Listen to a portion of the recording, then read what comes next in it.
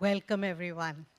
Thank you for being here today and for joining us in what promises to be a really interesting conversation around this new book by our distinguished speaker today, Pavan K Varma.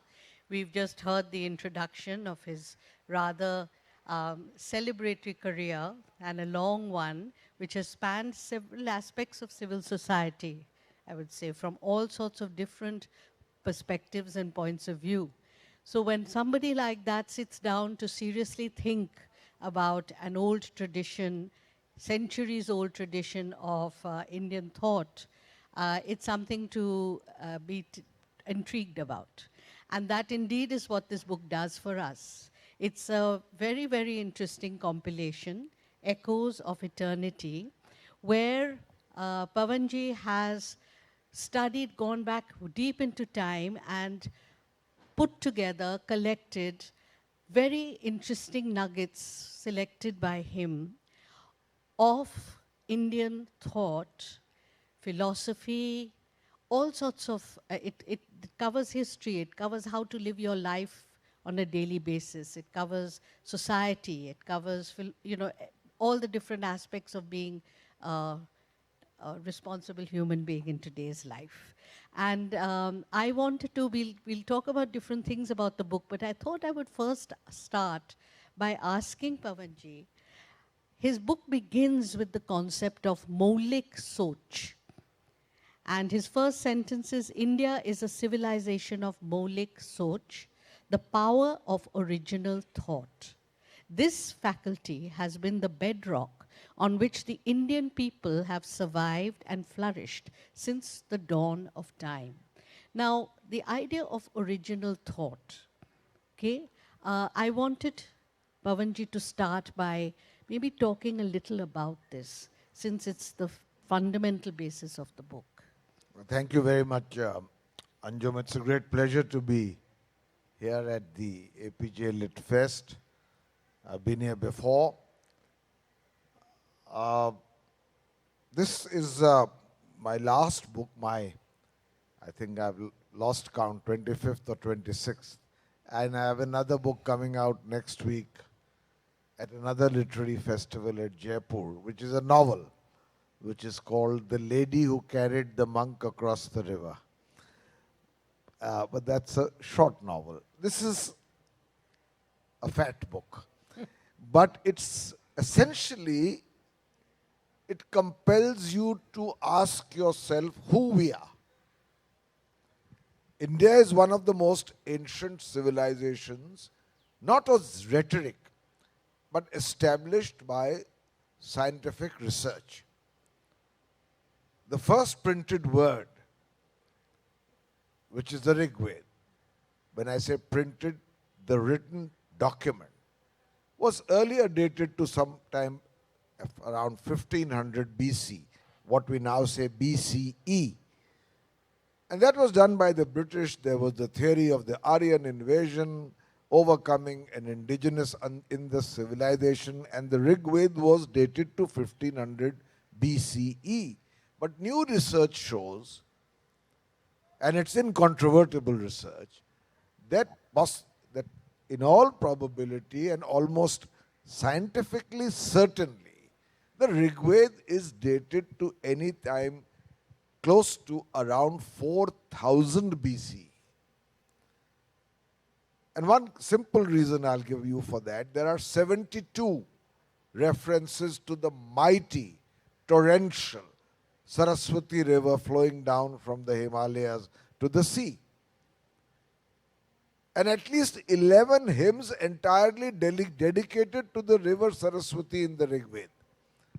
Now we know that the Saraswati began to dry up sometime around 2500 BC. Because of tectonic shifts, perhaps that shifted its waters towards the basins of the Ganga and the Yamuna and the other Satluj, other rivers of the Punjab. So if the Rig Veda is writing about torrential, mighty river flowing down majestically from the mountains to the sea, it had to be written when Saraswati was not drying up but was still a majestic river. And Therefore, today the Rig Veda is dated to 4000 BC. So imagine in your mind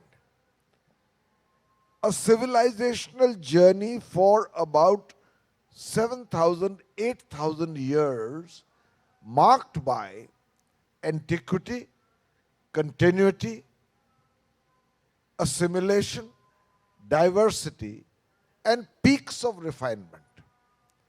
There have been great civilizations that were and ceased to be, but somehow this notion of Indian civilization, the content of it, has continued.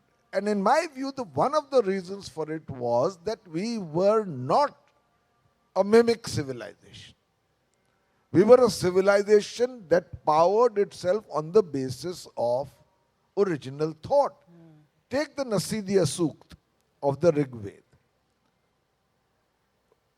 The beginning of original thought is to have in your mind the correct element of doubt, skepticism, and curiosity. So long as you are bound by certitudes, you only perpetuate a set of prescriptions.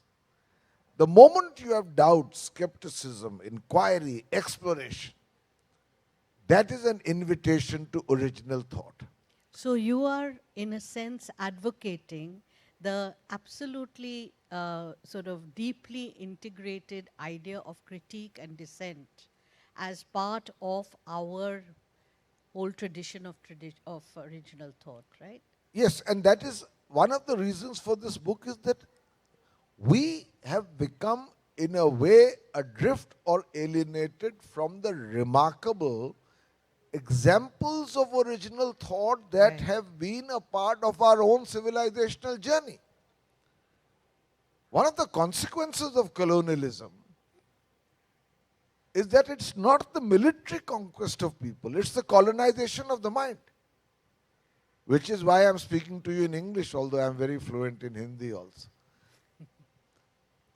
Well, English has been Yes, quite a useful link language it's a for link this language, but multilingual it cannot nation. be at the cost of your mother tongue, but that's another Yeah. debate. I am saying to you that this process of 7 to 8,000 years, to answer your question, Anjum, was one where we pushed the horizons of knowledge. And when you talk of skepticism, of dissent, of allowing a different point of view, I will cover some of this in my lecture this afternoon, the Jeet Paul Memorial Lecture.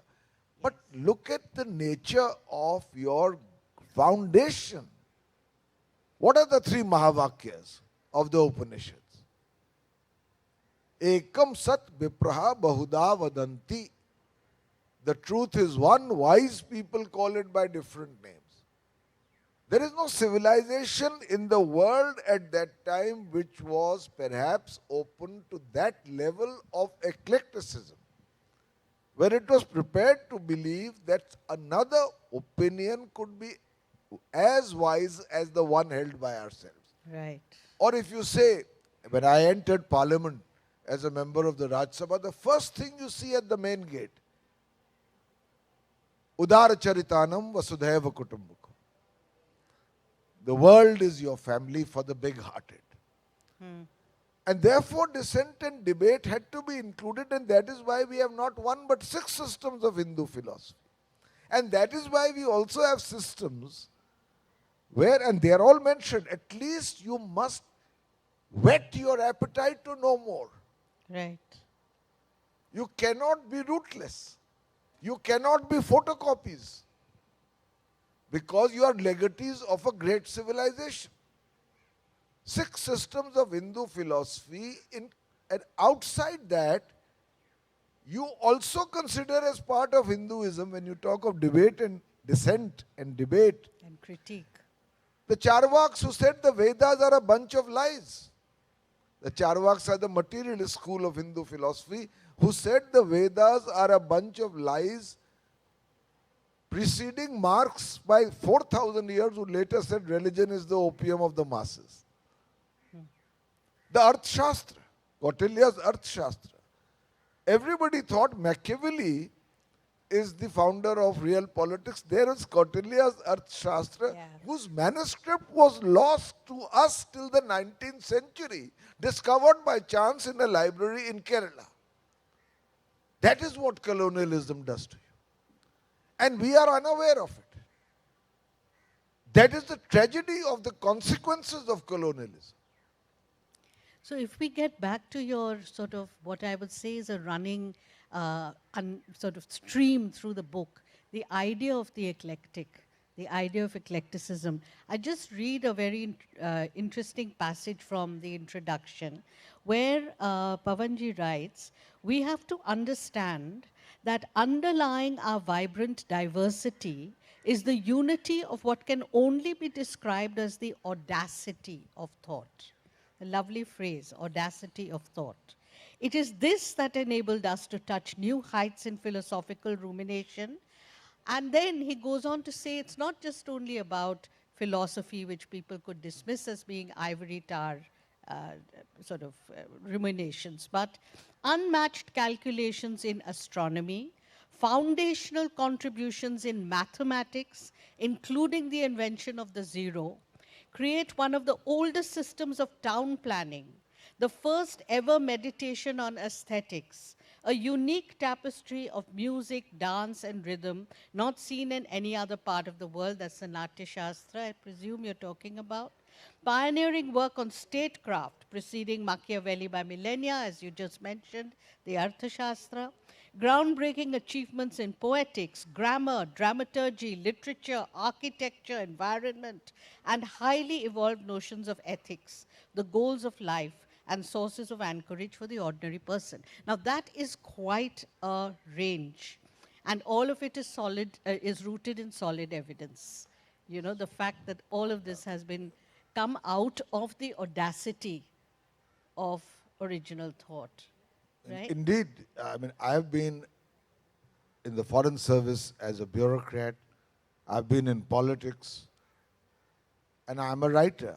And what worries me is that so much of this is not part of our educational curriculum, Yeah. or not sufficiently part of our educational curriculum. We don't know. And when people are not aware, not as xenophobia, not as chauvinism that I am the best, but when they don't even have more than a rudimentary knowledge of what they are legatees of. भाई कौन सी विरासत के आप legatee हैं? Then I believe somewhere you are missing out on a key word. And as a diplomat, I've traveled across the world. And that key word is authenticity. You have to be Indian not only in terms of pride, nationalistic pride, but in terms of what you know about your civilization. It's important. Now, most of us don't read enough, including me. So what this book does, from my point of view, and I don't need any more to plug my books, it's a essential reference book on your shelf. You can dip into any part of it, and you will find there the selections that give you a window to how our thoughts evolved, what is the range they covered, what is the canvas they explored for 7,000, 8,000 years. And perhaps when you read a bit of that, you may be curious to know a little more. But so long as you are not exposed to it, I mean, it's not the journey that this book represents, did not start with this book. Earlier, I've written, it's a Penguin paperback called Becoming Indian, The Unfinished Revolution of Culture and Identity. I've written a book on Adi Shankaracharya, Hinduism's great thinker. I've written a book on Ramcharitmanas. Right. I've written a book on Chanakya. The point is that I don't claim any privilege. I am an incorrigible trespasser. I'm not an academic. And so, what this is based upon is this research. My first book was a biography of Mirza Ghalib. So you Yeah. get exposure to Urdu, you get exposure to Sanskrit, you get exposure. I mean, how many of you know that one of the most remarkable periods, if you read this book, you will get a window to it. The most remarkable phases of our history was 600 years of the Bhakti movement.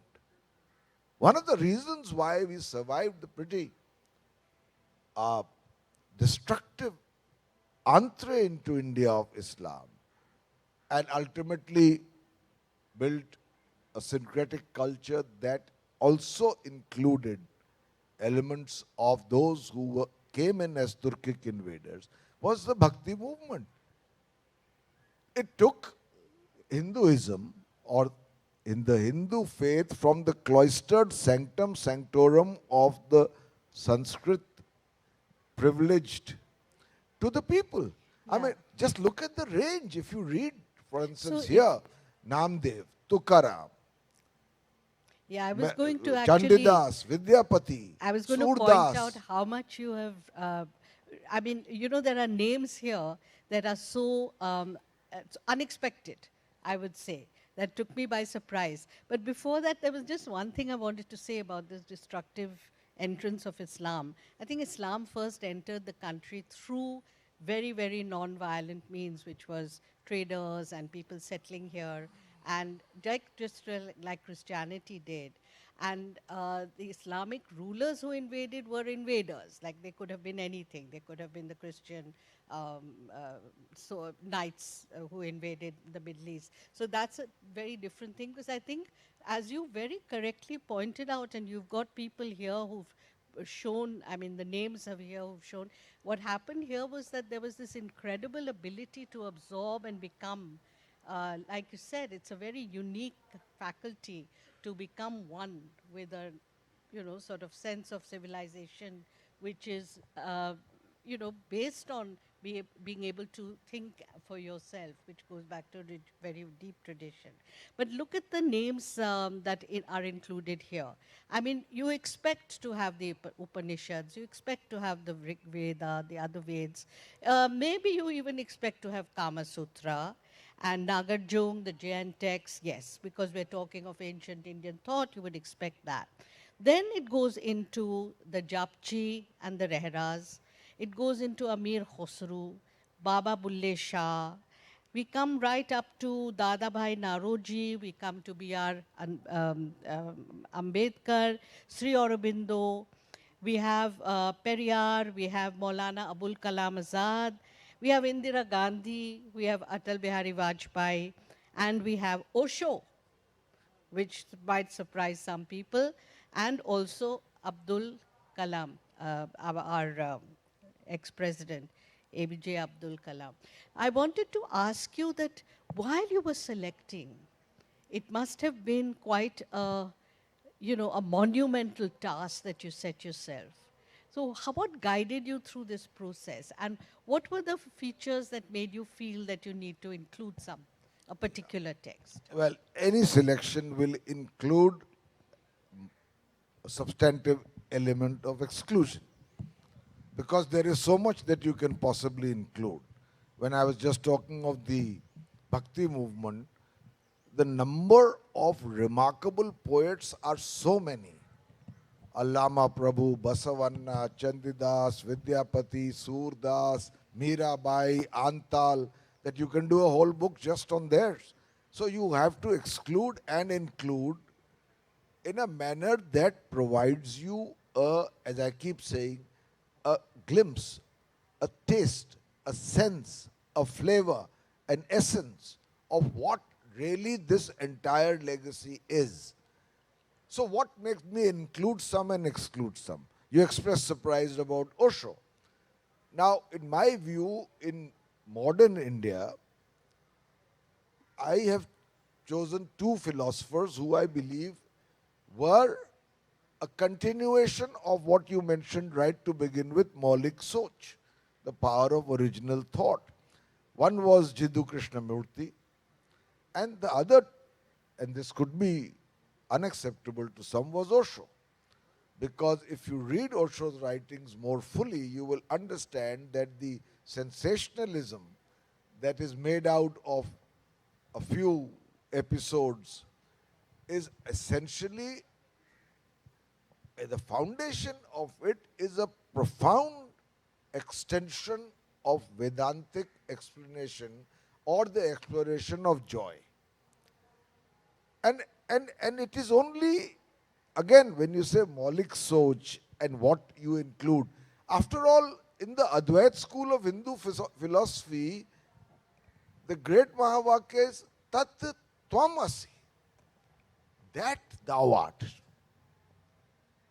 And the great sentence of the Buddha is all form is emptiness, all emptiness is form. Now think about it. There are no 10 commandments, there are no prescriptions, there are no absolutes, there is no diktat, there is no fiat. This is it and the rest is not. It is the speculation of sheer intelligence, cerebral compression. Yeah. And that is the reason why we must know about it. Now, again, for instance, I've included Veer Savarkar. And I've been asked in many debates why Veer Savarkar. I have not included him because of his 2.5, 3-page tract on Hindutva, which is now become so politicized. Actually, Savarkar wrote far more on the need for reform in Hinduism. In fact, on that score, I would almost place him at the same level as Mahatma Gandhi. On his emphasis of reform within Hinduism. And he called all the things that is practiced as part of practiced Hinduism, the 7 fetters, Saat Bediya, Sparsh Bandi, Beti Bandi, all the taboos which are part of ritualized Hindu dharma, Sanatan dharma, he was a great critic of. In fact, this he is has not written, a very widely known aspect. it's a not known aspect. He has written controversially even on beef eating. He said spirituality does not lie in the stomach, something that is conveniently forgotten by many of his followers today.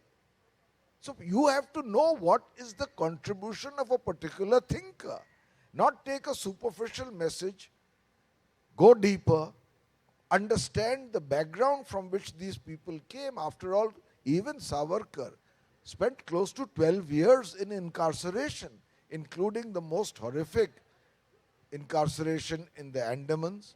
And even when he wrote in India, he was in under house arrest in Ratnagiri. Who gives so many years of your life? So he was, on this front, in my view, a modern thinker who was talking about the reform of Hinduism and in doing so alienating a great many. Much like, for instance, Ishwar Chand Vidyasagar did here. Or even those who Or Ram Mohan interrogate. Roy did on against Sati. That's right, yeah. Although there are many aspects of that particular thing, the point is that I have included those whom I considered to be of relevance. Right. And this process will inevitably lead to the exclusion of some people whom you think to be important, but you are welcome to write your own book. And that again would be a tribute to the power of Maulik Soch. So what would you consider to be the most controversial entry here? Well, I've probably mentioned Savarkar. Yeah. I think some of the politicians may raise questions in recent times, Yeah. but we are talking of the making of a new republic. Right. Therefore, obviously, I've included Nehru because his writings have contributed. Yeah. I have included Atalji only for one speech because it is so seminal to civilized parliamentary democracy. And that speech he made in Parliament when his government fell by one vote. कोई खरीद फरोख्त नहीं. And that statesman-like speech which Vajpayee ji made should be a compass, a guide to the kind of lowest common denominator politics we have today. Right. So I mean, I'd like to now open this up to the audience because we have about a little over 5 minutes, and I just want to say that the overall impression that is left after going through this book is one of immense inclusiveness. I mean, there's a range, it's across, he has forms that are inclusive, from speeches to philosophical tracts to poetry to ghazals, all sorts of forms, then all sorts of periods, all sorts of The poets types. create a big problem. I mean, for instance, I'm fond of, Poets always create a big problem. yeah. So I've included Ghalib, I've included Mir, I've also included Zauq, I've included a Hindi poet who died early, unfortunately, but who I thought was brilliant, Dushyant. And so on and so forth. Now, these are personal choices because I judge them in terms of what I consider to be of relevance as part of the same Maulik Soch. He could write, and we don't discover them. Last night I was with Javed Akhtar, and we were discussing some of the new poets. निकाल लाया हूं मैं एक परिंदे को पिंजड़े से. निकाल लाया हूं मैं एक परिंदे को पिंजड़े से. अब परिंदे के दिल से पिंजड़ा निकालना है. Yeah. Now, it's a tremendously original line. And it's written by a poet in Andhra called Reddy. His surname is not what you would think to be an Urdu poet or a Hindustani poet. Point I'm making is, भाई देखिए, simple बात है. There is कुछ बात तो है कि मिटती नहीं है हस्ती हमारी. And one of the reasons of that is that there has been constant search. Search beyond the predictable. And the ability often, although you may not see it so often now, the ability to speak truth to power. Buddhism was a heretic religion which Hinduism tolerated. So was Jainism. 4 great religions have been born on this soil. Sanatan Dharma or Hinduism, Buddhism, Jainism, Sikhism. When Guru Nanak ji says, Ik noor se sab jag upja, it is the simplification of the essence of Vedantic knowledge in the context of his times, and it was a reform movement. It was part of the Bhakti movement.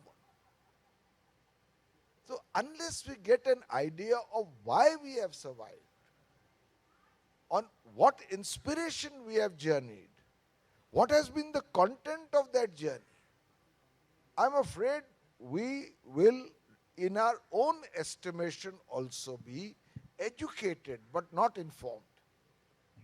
And there's a difference between the two. As I told you, nobody in the world respects photocopies. And I'll tell you another reason why I wrote the book, just 1 minute. When I was writing my first book on Ghalib, I went to one of the largest bookshops in Delhi to ask if they have something on Ghalib, a biography, and they said they have none. अब आप सोचिए, a poet of that stature, it's like going to a bookshop in London and asking for a book on Yeats or Eliot and being told वो तो है ही नहीं हमारे पास. When I wrote Adi Shankaracharya, well-educated people from IITs and IIMs asked me, Acha, when did he live? We're running out of time, sir. अच्छा क्या लिखा था उन्होंने? When you meet people who've read everything of Shakespeare but know nothing of Kalidas or Tiruvalluvar, whose book is called the Fifth Veda, when you believe that aesthetics is a word that was actually defined in the West, but have no idea that 600 years before the birth of Christ, the Natya Shastra was written by Bharat, consisting of 6,000 Sanskrit shloks, on which there is an entire chapter on what is aesthetics, rasa. आपको मालूम ही नहीं है और आप tie और suit पहन करके किसी के सामने चले जाइए तो you will be a cog in somebody else's wheel. You will never be the wheel itself. Well, we have to thank you for this book, which has come clearly out of a deep passion to educate us. My timer here is saying time's up with a big exclamation mark after it. So let's just take one or two questions. Yes, there's one at the back from Akshay, and there's this gentleman here, Sudipta. Let's take those two. Those hands shot up before anybody else. At the at the back, who's taking the mics around? No, the other gentleman at the back, Akshay, he's got his hand up. Shall I put the question? I said him first. I'll come to you after that. Just listening to you, and I haven't read the book yet, and I'm going to read it absolutely soon. But there's a very, one of the thinkers I respect a lot is a physicist and thinker, David Deutsch, who teaches at Cambridge. He has this idea of error correction. And the error correction as being one of the fundamental purposes of human civilization is the correction of errors. And the necessity for that to happen is therefore for there to be critical thinking, openness, and an ability to accept dissent. I'm just wondering whether you've encountered this idea and whether now, and if you haven't, whether mentioning it now, it's something that you see as a theme through these 7,000 years that you've looked at. I want to read this author, but error correction and the cognitive reasons that is based on, which is openness of thinking, dissent. I mean, these have been part of our civilizational heritage, and even in times when they were not. The amazing thing is that still survived. Now, the error of correction will come about when you realize there is an error. जब आपको उस error का इल्म ही नहीं है, when you don't know that you are in error. And error can also constitute the sublime ability of not knowing that you don't know. Okay, If you don't know, second row. you've got to make the effort. That's also correction. Thank you. Next question. Yeah, my question is, when you mention that Maulik Soch, where we started with, in a vast civilization, the plurality and the inclusiveness or the diversity, what you said, obviously there is a lack of education or information. What that leads is a tendency towards making a homogeneity. Towards homogeneity, that's a dangerous trend. So when there is a sort of a lack of education or lack of information about this vast diversity, what do you feel or what should you prescribe as the way that we don't move towards this sense of homogeneity? India can't be a homogeneous civilization. And I'll touch upon one another aspect. Just keep your question short, please. Yeah, You I'll know answer we're that. running It's a out. good Yeah. question. Let's keep it I'll to also that. keep my answer brief out of fear of Anjum. Simply put, there is one homogeneity which was remarkably but now a cliche, unity in diversity. I believe there is a verifiable unity in the fact of Indian civilization.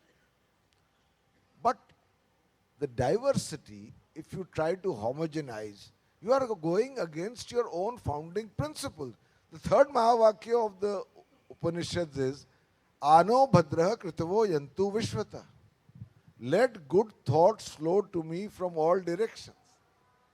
Now if you say, I give you a concrete example and I end there. If you say there is only one version of Valmiki's Ramayana, the most well known in the north is Tulsidasa's. But there is Kamban's Ramayana. And there are 100 other Ramayans which have been adapted to local folklore.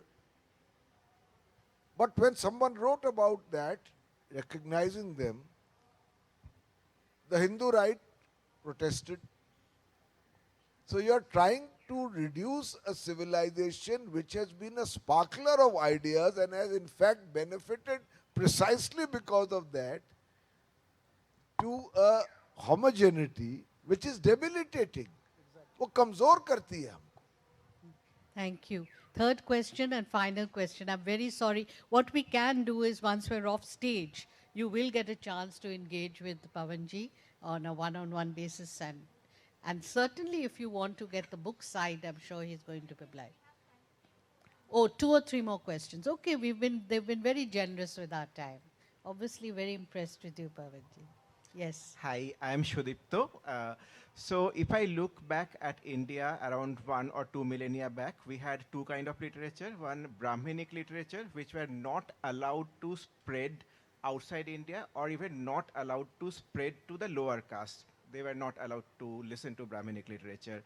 And there were another class of literature, Buddhist literature and like Charaka and Sushruta, which were like allowed for every caste, and also they spread outside India, like China. They had extensive Buddhist translations. So we had two different kind of literatures, one very secret and another one is very like spreading throughout the world. Yeah. So now we complain that a lot of our ideas were not like allowed to go, were not accepted by like outside world or not known by outside world. But we actually like prevented them to go outside. Like the Brahminic literature, we never allowed like Vedanta to go outside India or even to the like the lower caste. So like and now we complain that we like our So what's the question? yeah. So yeah, yeah. So my question is like, what is your thought on this? Did we miss out on anything? On like, did we miss out a big opportunity by like keeping at least some of our literature, Yeah. except the Buddhist literature, like secret and well protected in the country itself? 2 or 3 quick comments. Yes, that is a broad generalization. Sanskrit literature was the preserve of the more privileged, but then who was Valmiki? He was not a Brahmin. That was an earlier phase. Now recent scientific research shows, and there's a wonderful book written on it, based on the research of skeletal remains, that earlier there was intercaste marriages also. And even the gender bias was not that strong until the turn of the 1st century AD BCE, after which the Manusmriti institutionalized the rigidities of caste, with it of knowledge, and the oppression, discrimination of women, and of course the lower caste. So yes, it's true, but during the Bhakti movement, as I mentioned, from Sanskrit it moved to the lingua franca of the masses in every language of India.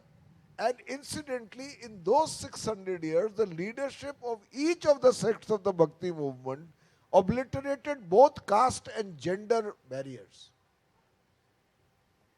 So there is a mixed picture on that front. As far as the spread of Indian civilization, first of all, from Nalanda,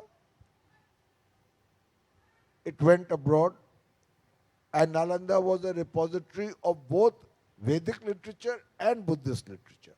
Secondly, you are not fully aware of the expansion of Indian philosophy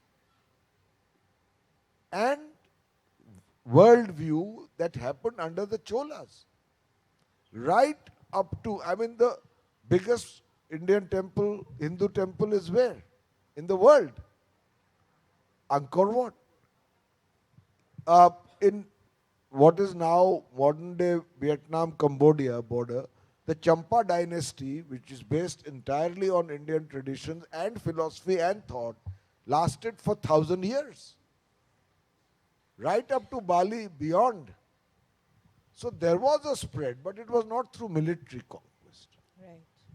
Thank you. We have, I believe, one last question. The lady in who's shot up her hand. Yeah, you. Why don't you stand up? Then they can give you the mic. That you. Yeah.